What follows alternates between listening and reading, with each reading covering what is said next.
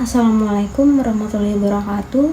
Di sini saya akan menjawab soal ujian isolasi senyawa bioaktif nomor 4 mengenai contoh sifat-sifat fisika dan kimia yang menjadi pertimbangan utama dalam teknik isolasi senyawa bioaktif.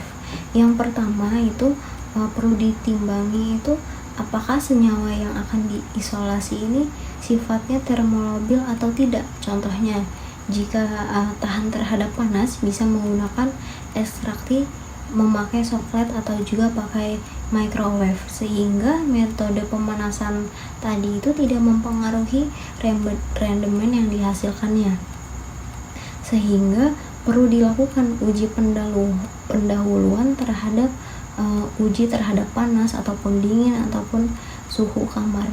Nah, yang kedua itu perlu diketahui sifat pelarutnya, apakah pakai pelarut yang polar atau non-polar. Contohnya jika senyawa non-polar digunakan pelarut air, sehingga metode yang paling pasnya itu yaitu menggunakan maserasi karena cukup direndam saja. Namun jika pelarutnya ini mudah menguap seperti contohnya itu di kloroether, maka perlu pakai metode soklet atau juga metode perkolasi. Yang ketiga, jika senyawa yang akan diisolasinya ini bersifat baru atau memiliki aktivitas biologis yang tinggi, sehingga jika diisolasi bernilai jual yang tinggi pula.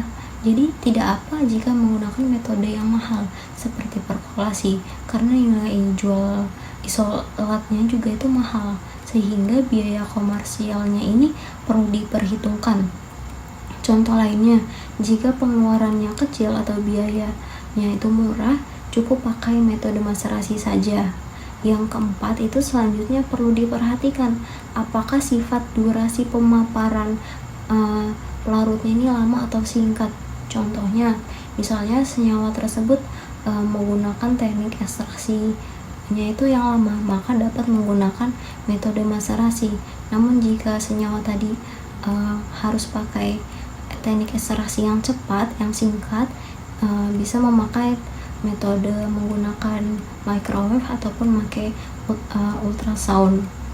Yang kelima yaitu sifat selanjutnya perlu diketahui apakah senyawa butuh pelarutnya yang volumenya besar, sehingga menggunakan maserasi ini cocok jika butuh pelarut yang banyak, karena hanya perlu direndam dengan alkohol.